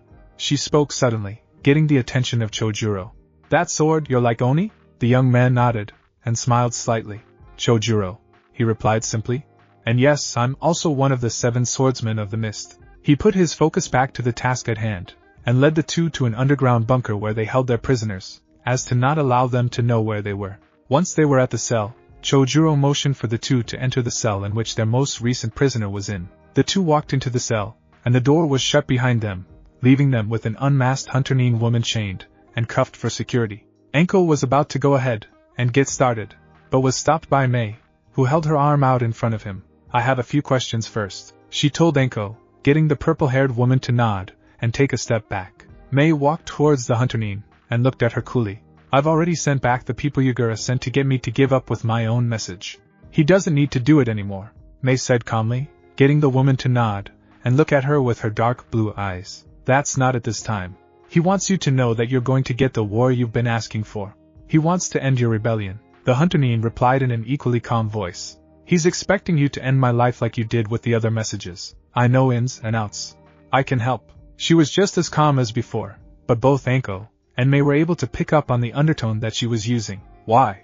Anko asked, raising an eyebrow at the woman. The hunter nin knew what she was getting at, and nodded, looking down in slight shame. I'll spare you the backstory. I don't cut the heads off of my targets. In training, yes, it's only a dummy, but never a real person. So what? Anko asked. You're a hunter nin in sheep's clothing then? She arched her eyebrow in curiosity, trying to figure this woman out. The other way around, she replied sadly. I was forced into the hunter nin program. I have an affinity for some things, and Yagura wanted to capitalize on them. I'm not a killer. I'm not a kunoichi. A defective tool from the start. Whiskers would go ape shit over this if he heard that. Anko sighed, putting her hand over her face. Mei remained quiet for several minutes before walking to the door. Chojuro stood at the door, as vigilant as ever. Mei opened the door, and looked at him, just turning around to see what was going on. Mei pointed to the bound woman behind her, and took a glance for good measure. Get the warden, and find her some clothes. She's free to stay in the camp until things die down. Anko, meanwhile, looked at the female hunter nin in the room, her light blue hair drawing the attention of the two women in the room. So, she stated, as Chojuro undid her bindings. What's your name? Nariko. She replied quietly. Anko raised an eyebrow. No last name? She asked, as she watched the hunter nin take off her mask only for Anko to look at her in surprise. Wait a minute, she gasped. You can't be more than a year or two younger than I am, she exclaimed. Both Nariko and Mei shot the other woman a look, both silently telling her that it wasn't the time. So what's your story? Mei asked, curious about how this woman was forced into the hunter nin program. Nariko nodded, and looked down. I was born in Kusagakure. My abilities were frowned upon, and I was an outcast, she told them, moved her arms around, as she was unbound from the chair. Then, a man came into the village, and killed everyone. He was interested in me because of what I had, and I was interested in him because of his power. He offered to take me away from Kusa, and I accepted. He took me across the Elemental Nations in only a few days, and when we came to Mizu no Kuni, he asked something of me. I couldn't do it, so he abandoned me. I was found by the Umbu, and they brought me to Yagura. He forced me to be in the Hunterine program, but, as you can see, it didn't last, she explained to them, standing up and bowing to May. I will be in your debt, I don't want to die. Anko felt like she could connect with her. They were both outcasts, found by a man who promised them great things, and was later on abandoned by them. I'll give her a vote. I know what it's like to be in that situation, and she shouldn't die because she's being forced to do something she doesn't want to do. May nodded. Good, she said to Anko. Because I was planning on letting her live, with or without your say-so. Oh, and you're going to be watching her until I tell you otherwise. You can prove to me that she can be trusted, and that you can be trusted, as well. Anko blinked in surprise and confusion for a moment. Me? She asked in surprise. Sure, I guess I can watch her. But, what exactly will our little group be, exactly, if I might ask? She asked, still confused about exactly what the group May was building would be, since it now seemed that it would be Anko, Yuki Anna, Zabuza, Naruto, and Nariko, once Naruto got his memory back, that is, or was retrained properly. It'll be whatever it needs to be. At the moment, you and the demon brothers are the only ones able to fight. Oni and Anna are damaged, and still need time to heal, and Naruto is still without his memories. Anko replied. Will Naruto be getting trained by Zabuza? She asked. May shrugged. It's a possibility. He can't train the kid firsthand at the moment. It still takes some effort to lift up his sword. Well, Anko replied, he can still use water clones, right? She asked. Yes, but his physical status would still be the same. His arms are almost shot, Anko. He needs some more time to heal. Well, Anko said, trying to think about a solution. Well, you could have me and Nariko here teach him what we know, with Zabuza providing training through us by telling us what we need to do, then teaching that to Naruto. She suggested. After all, he could just tell us what hand signs we need for any he knows, then we show it to Naruto, and teach him those, she finished. May thought about it, and was about to speak before the other woman in the room interrupted her. I'm sorry, but I can't do that. I just want a peaceful life. I don't want to worry about training children to be killers, she said to them. Anko pinched the bridge of her nose. You say you do not want to die, and to be of use to the rebellion, she countered, if you do not fight. Then how do you intend to help out the rebellion? Surely you know a few tricks you could pass on to others, she finished. I did not say I wanted to be used to teach people how to kill others, Nariko said back rather coldly. I told you that I can help with easy access points, and weaknesses in the Mizuki's defense. Anko grinned. Now that she had an angle she could use Nariko for, great. That means you could teach my little brother about being subtle, you know. Stealth stuff Kami knows he needs if he gets his memories back, she said, mumbling the last part. No assassination techniques. Stealth only. Nariko replied seriously. Anko shrugged. I can live with that, she said, finishing with a grin, forgetting that May was there, and had been left out of the conversation that just took place. Ease up on her, Anko. She wants to help, and information is enough. Yuki Anna can help with stealth, May said to Anko before looking at Nariko. She's a little crazy, don't mind her. You're to stay around in the camp until this war is over though, so enjoy yourself, as much as you can. Anko pouted. Spoil my fun.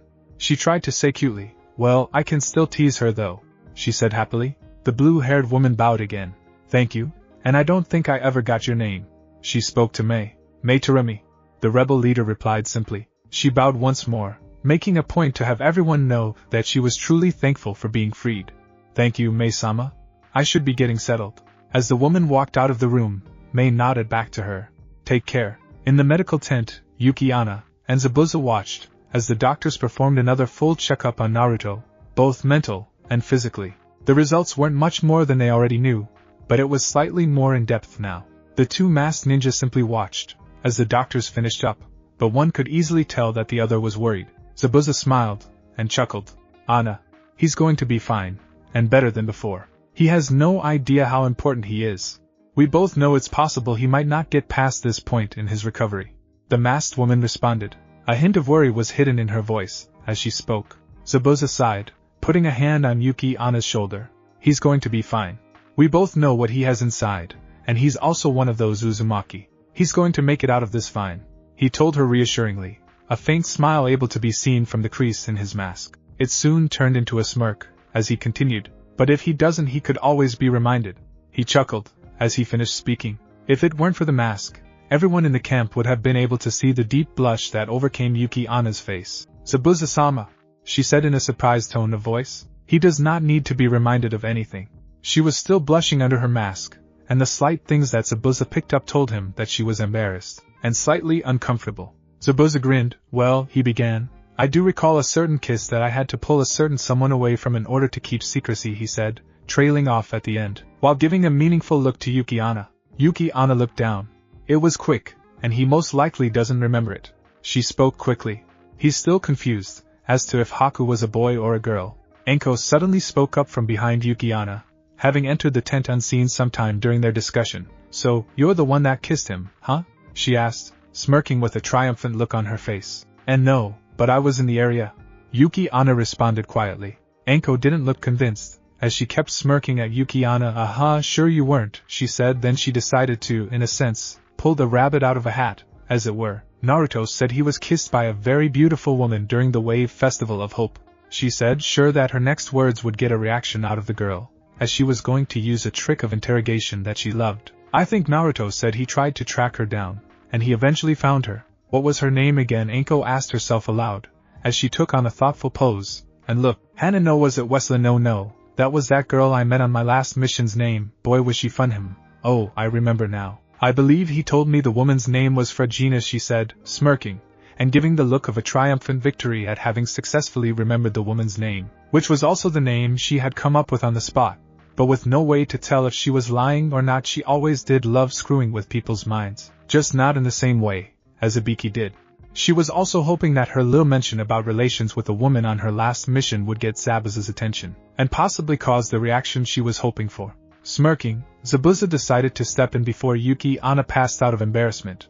The woman never revealed her face to Naruto, just pulled the mask up enough to give him a quick kiss, then I pulled her away to let Naruto have some time to himself. Meanwhile, Yuki-ana was still stoned, as she processed the joke that Anko had played on her. A radiating heat could almost be felt, as she continued to blush. Anko shot Zabuza a dirty look while Yuki-ana was distracted by Anko's words, before saying, to keep up her trick, nope, Naruto told me, he met a Fragina in Wave, and she told him it was her who kissed him, she said with so much seriousness you couldn't tell if she was joking or being 100% serious. Yuki-ana couldn't believe that Anko was still going with this sick and highly perverted joke. She shook her head, and did her best to calm herself down. No, I was close enough to hear the conversation. Only Naruto's name was used. Nothing of what you said. Anko smirked inwardly, seeing that she was getting to Yuki-ana. And you really think he wouldn't try, and find the first woman to ever kiss him the following day? She asked, arching an eyebrow while keeping up her serious face, and tone of voice that she had mastered through her years, as an interrogation expert. Zabuza spoke up to keep the heat off of his partner. I pulled her away, remember? I moved her out of the village. Turns out she wasn't even from there, but just a visitor that just happened to get caught up in Gato and Wave's crossfire. Naruto didn't find her. Anko put a finger to the side of her face, as she took on a thinking position. Then who is the woman that Naruto told me he met? She asked, still with seriousness, but also with a tone of wonder and curiosity in her voice. Obviously your alias. Yuki-ana spoke coolly, her mask tilted downwards slightly. Anko gasped in horror and disgust. Are you implying that I would try and seduce my little brother? She asked threateningly, genuinely angry at that insinuation. The masked woman remained still, doing her best to keep cool in the situation. Everything about you suggests it. The clothing, the attitude, your attention to him, your perverted jokes. Nobody here would be surprised. Anko actually let out a snake-like hiss of anger now. I dress the way I do, so that I distract my enemies. I mean, come on. I was the sexiest kunoichi in Konoha. Gotta use my talents, she replied. And sure, I love perverted jokes, causes great reactions in prudes, she added, but I would never sleep with my little brother Naruto. In fact, there have been times where I have had to save his virginity from filthy civilian women who tried to take advantage of him when he was younger. She finished while shouting a bit, all the while not realizing what she had started, as a way of trying to get Yuki-ana to admit she was this Haku Naruto had told her he had met, but also the woman who had kissed him, and it had now turned into an argument about her lifestyle choices. Yuki-ana shook her head, her mask facing Anko. Don't lie to defend yourself. She spoke rather coldly. I'm aware of the hatred that Konoha holds for him. Your so-called talents seem to be more refined than your morale, and the only reason you're still here is because Mai-sama knows that you're an asset to bringing Naruto's memories back. Anko growled deep down in her throat in anger, and before anyone could react, she launched herself at Yuki-ana, and slugged her in the gut, causing the masked woman to groan in pain, and hold her stomach afterwards, while having some trouble breathing.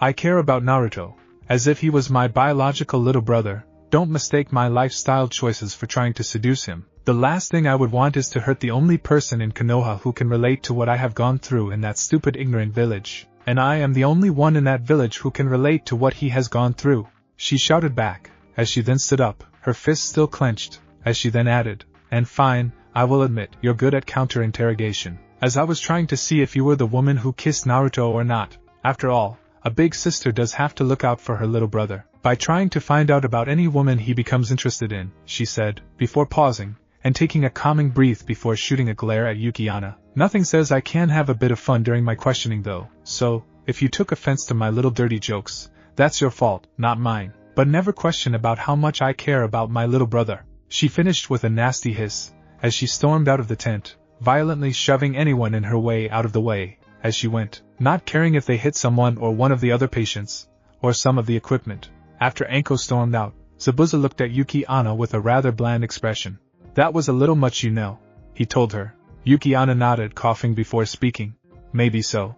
But buttons need to be pushed in order to see the truth. She'll be a fine addition to the new Kiri Shinobi Corps." "Yeah," Zabuza said rather dryly. "But you do know that you're going to have to apologize eventually. She seems like the kind to hold a grudge." The masked woman nodded, looking at Naruto.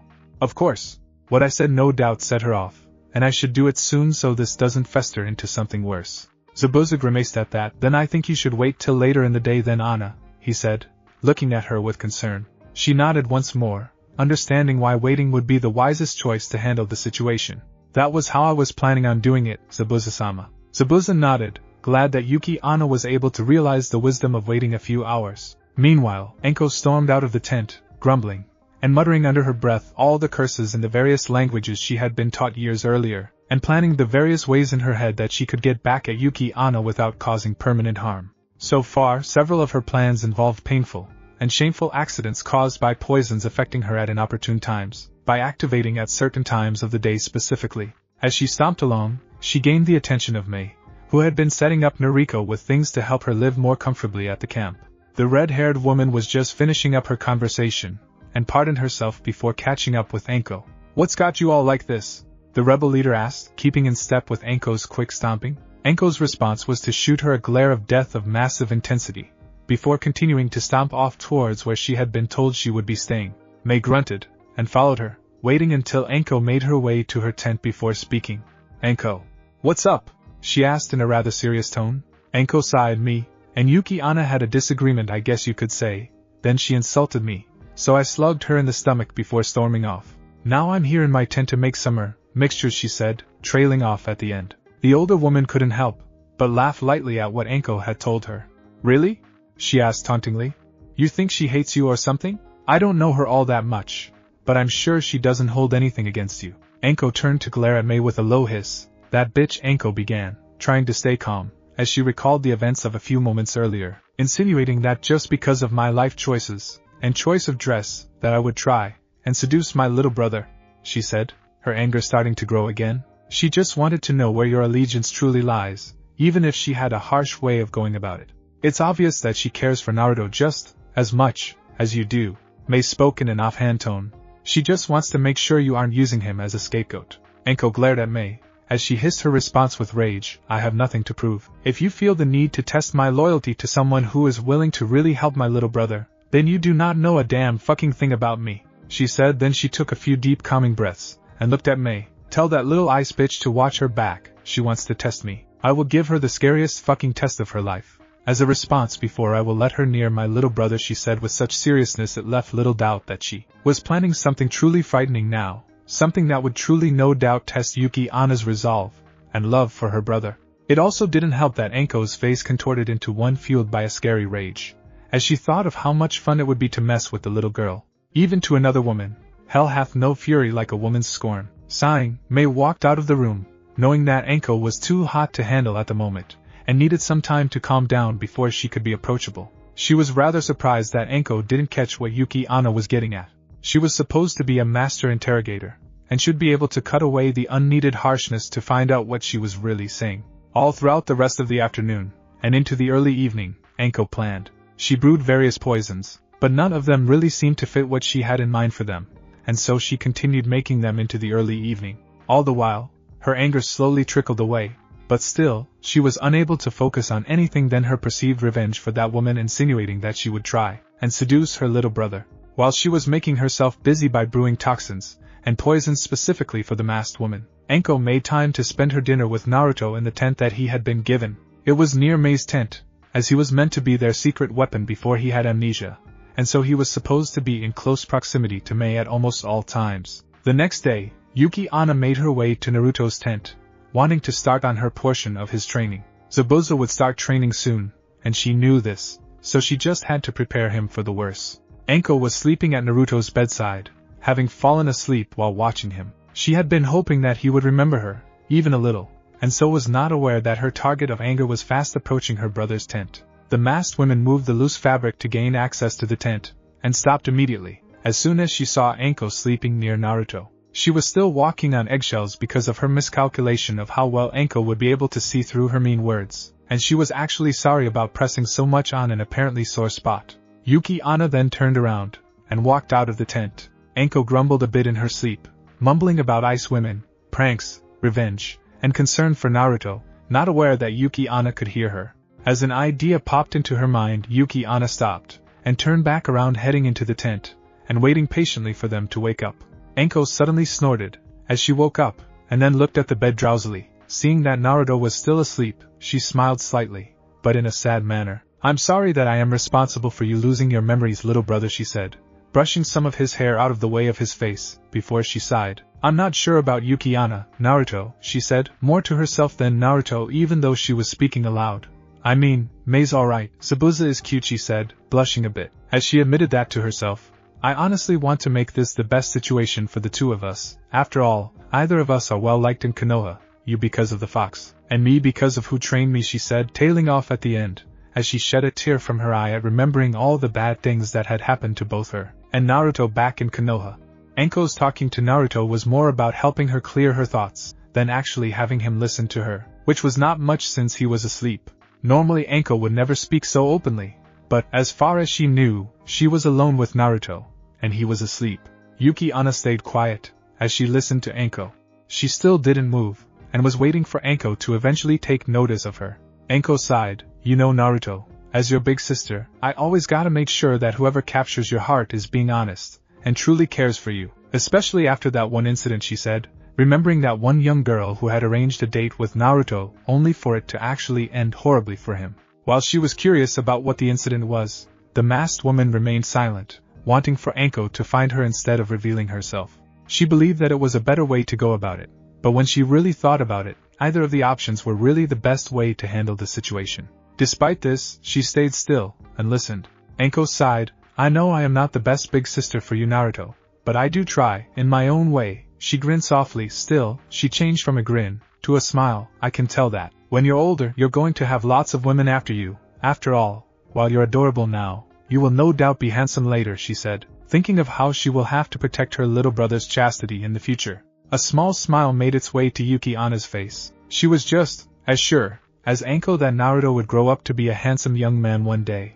Imagining an older Naruto, the masked woman sighed, and began to lose herself in her thoughts, forgetting why she was still there in the first place. Hearing a soft sigh from behind her, Anko was immediately on alert, and withdrew 2 kunai from her sleeves, as she spun around, whipping the kunai through the air, as she turned to face who she thought was there to attack her. Upon seeing Anko move, Yuki-Onna stood still, watching, as Anko prepared herself to either slice her throat open or lodge the throwing knife into her masked head. "Morning," she said simply, her head tilting to the side ever so lightly, as she looked at the snake mistress. Anko's response was to glare back dangerously, and not saying anything, making it very clear she was not in a greeting manner. "If you're going to do something, then do it now. It's clear that I pushed too far, but I needed to know where your allegiances were." Yuki-Onna explained herself, still unmoving and unwavering. "What I said was rude and terrible, but sometimes the only way to get what one wants is the worst way." Her eyes moved to Naruto, who was still asleep and resting quietly. Her hands moved up to her mask, just slow enough that Anko would understand what she was doing. "Only Zabuza-sama knows who I really am, but, as a way to apologize, I'm going to allow you to be the second person here that remembers my face." Anko softened her stance, but only by a little, as she nodded, but was still alert just in case it was a trick. "Just so you know, I apologize for my little bit of interrogation, As well, Anko said, but a big sister does have to look out for her little brother's heart, you understand. Especially with what he has gone through, she finished, trailing off at the end. Yuki Anna pulled the mask off for the first time, and what was quite some time to her. She and Zabuza had agreed that she was to keep the mask on until after the Civil War, but she knew that she had to break the deal just this one time. Her face was revealed to Anko, and the woman glanced at Naruto once more. Yes, and he's going to be quite the catch in the future. He's cute now, but we both know he'll turn out to be handsome. Anko immediately glared while blushing. How much did you? She stammered before trailing off, cursing herself for stuttering in front of the younger woman before her. Yuki Anna let out a small laugh, and put the mask back on, shaking her head, as she assured herself that it would stay on. Since you started speaking. The masked woman then sniffed the air, and looked around. She hummed to herself, and continued to smell the air. What an unusual scent, she said rather nonchalantly. Almost like mixed chemicals. Anko sighed, and then, lowering her weapon, shot a glare at Yuki Anna. I hope you know, if you tell anyone about what I said. She then took a step forward threateningly. I will gut you, and hide your body in the deepest darkest chasm I can find, she threatened. Yuki Anna nodded, and placed a hand on the lower half of her mask, pretending, as if a zipper and a lock were there. Under lock and key, she replied, putting her hand back down to her side. Anko nodded, and relaxed her pose into a more relaxed one. Good. Also, I wouldn't recommend eating the sweets that were left in your tent after you left it this morning, Anko said, looking away now with a hint of shame to both her face and her tone. The masked woman nodded, turning her head and glancing outside. I know. The treats you left me have the same lingering smell. If her mask wasn't there, a smirk could be seen on her face. Anko smiled sheepishly. Actually, I meant all the sweets in your tent, as only some of them still smelled of the various chemicals I used, you know, to throw you off some of them, but not suspect the rest, she said, rubbing the back of her head. Anyway, I think we should talk plainly, and just cut the crap, she sighed. Are you Haku, and the one who kissed my brother at the festival? She asked. I have to know because, as his big sister, I can't allow someone to play with his heart, trailing off at the end. Yuki Anna was quiet for a moment, collecting her thoughts, and mentally preparing herself. Haku's state is unknown. The demon brothers found Zabuza and Haku on the bridge, and Zabuza has yet to reveal if he is alive or not. I was contacted by Zabuza afterwards, and we met up the night of the festival. Anko grinned. Now I know you're partially lying, Anko said, continuing to grin. After all, I figured out who Oni was pretty quick back at that last base, she said, crossing her hands over her chest triumphantly. Oni's appearance is more distinguishable than mine, Yuki Anna replied. I change masks, he doesn't. Anko smiled.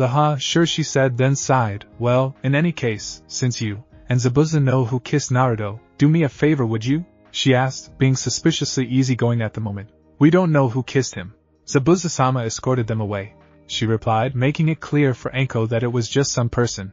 But what would that favor be? Anko waved her off. Yeah, whatever, she said carelessly. My favor is this: if she decides to be with Naruto after meeting up with him again. And suddenly Anko's careless smile turned vicious. Tell her that, if she ever breaks my little brother's heart, I will bury her. Anko stood up straight. No, I mean it. I will get out some earth, dig a massive hole, incapacitate her, and then dump it in the hole before covering it with earth, and then crushing it with one of my larger summons, she said, making it very clear. Hurt her brother, and you're toast. We don't know her, Anko, Yuki Anna replied rather seriously. It was just some woman in Wave, and we won't be returning there for some time. She paused, allowing the information to sink into Anko's mind. On the off chance we do encounter her again, it will be made known. But it won't happen anytime soon. Anko suddenly changed from her dark and scary stance to happy and smiling. Good, that's all I ask you to do, she said, grinning now. Of course, should she be genuine about her feelings, and not ever break my brother's heart, here she went from grinning to smiling, I would have no problem with that. After all, he deserves someone who truly cares about him, she smiled, as she turned to look at Naruto now. Oh, and in case you're wondering, she said, looking back at Yuki Anna, I ended up falling asleep here because Naruto was apparently having nightmares, she said, suddenly going serious. Nightmares? Yuki Anna echoed, her head tilted ever so slightly to the left, as she looked at Anko. Anko nodded, looking serious, as he looked at Naruto, and brushed some more hair off his face. Yeah, he was also mumbling a bit, she sighed, trying to see if she could piece together anything from what she had heard. It sounds like nonsense, but dreams and nightmares have meaning. Yuki Anna nodded.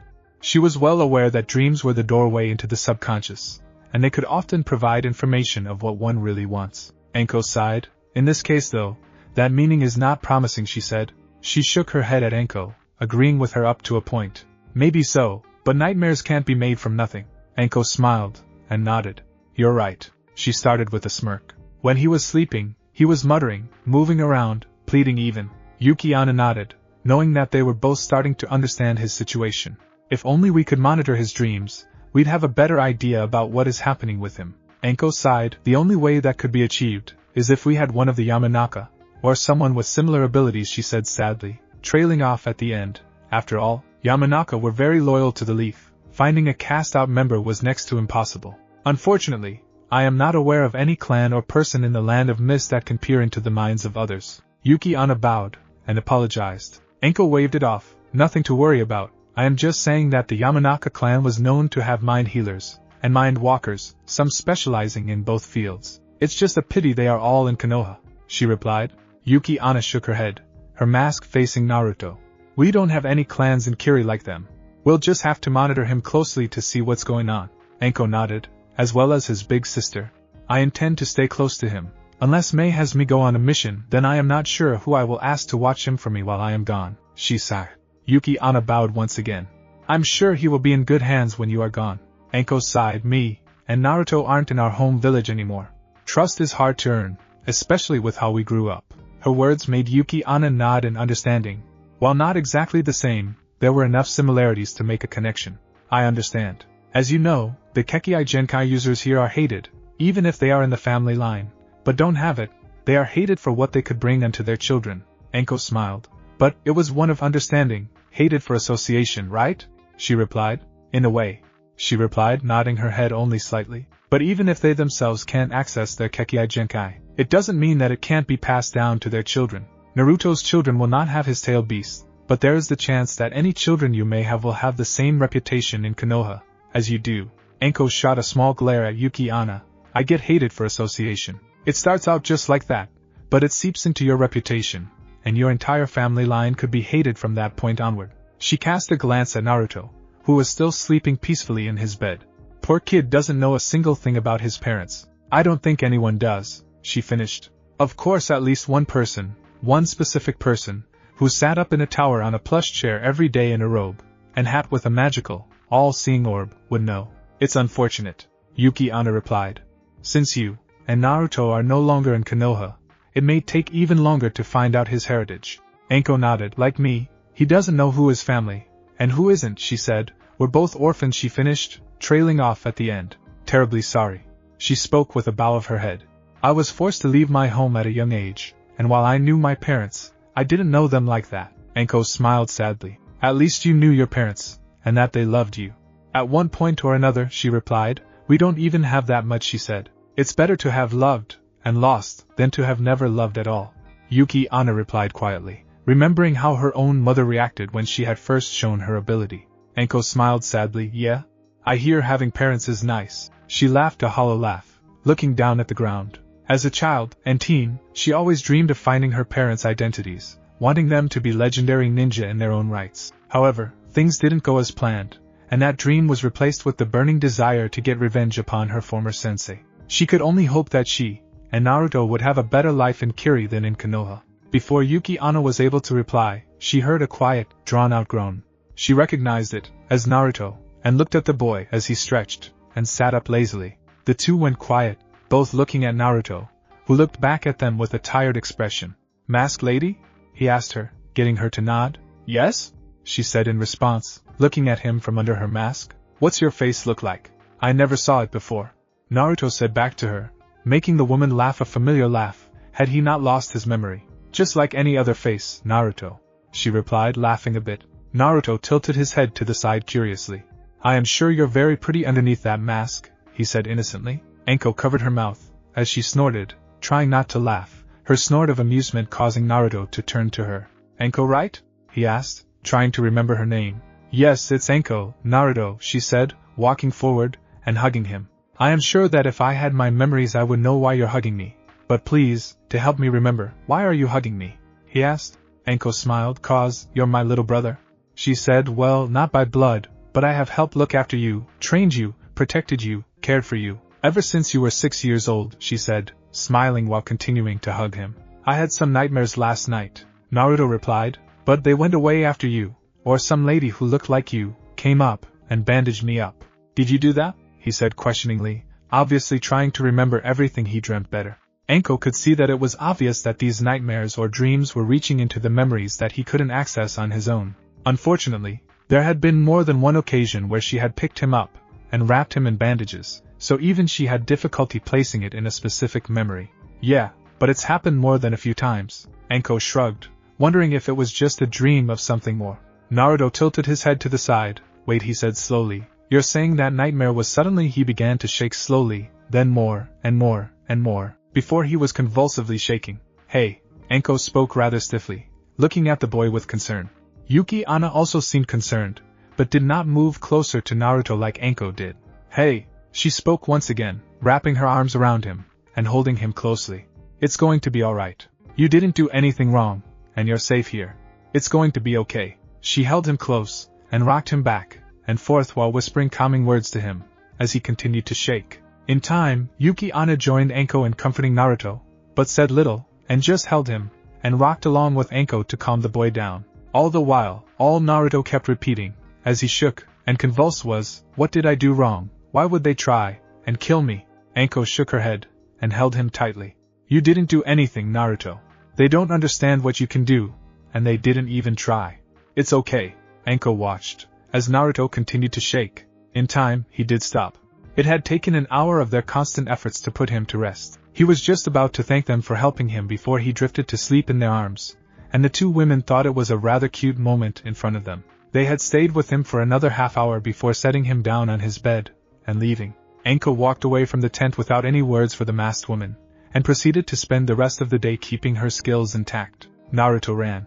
He was unaware that he could run as fast as he did, but it didn't matter. He wasn't fast enough. Zabuza, though injured, could still easily catch him. His balance was off, he was far too slow for his own liking, and he could hardly perform any evasive maneuvers with the large sword strapped on his back. It was a spectacle to see Zabuza's blade on Naruto's back, despite it being at least twice, if not 3 times, his height. He could just barely start off in a sprint, but he did consider himself lucky. Early in the morning when Zabuza began his training, he had told Naruto that if it hadn't been for the current lack of resources, he would have attached cinder blocks to Naruto instead of his sword.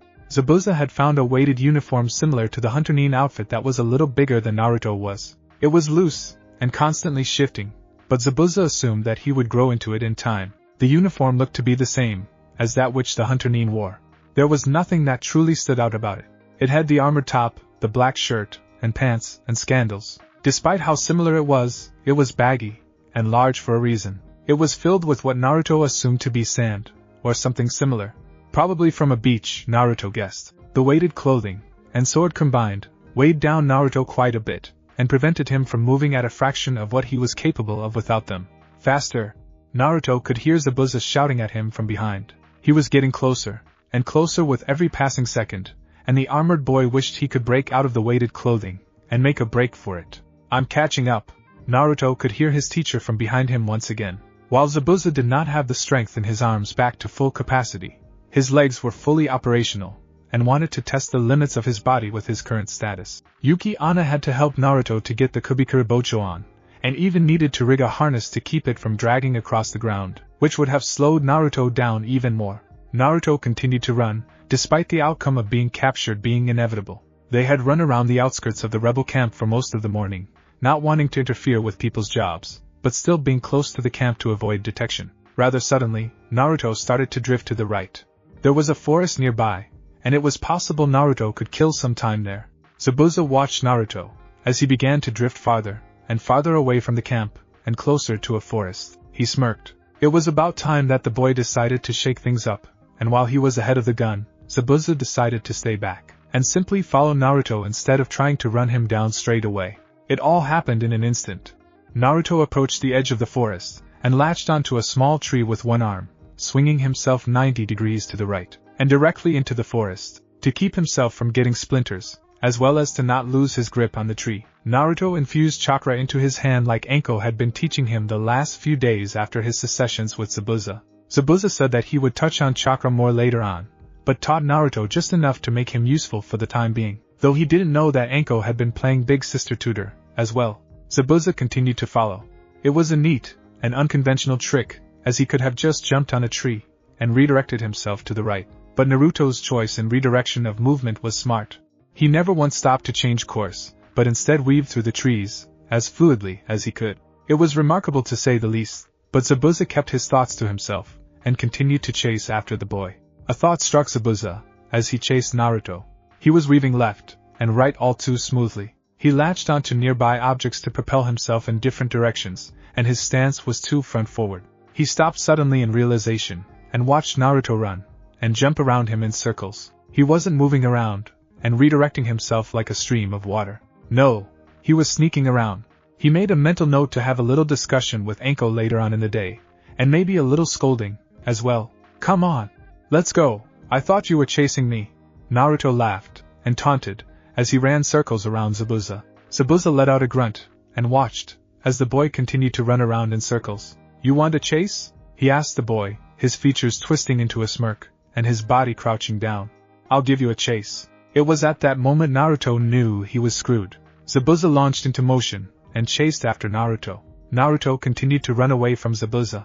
He could tell by the older man's expression that he was now going to get serious about the training. The look on Zabuza's face made Naruto fear for his life, and in a spark of memory, his hands formed together, and Naruto shouted, as loud as he could, "Shadow clone!" He called to the heavens, creating 15 clones which all ran next to him before shuffling amongst one another, and scrambling in all different directions. Zabuza's eyes widened, as he watched the sight before it.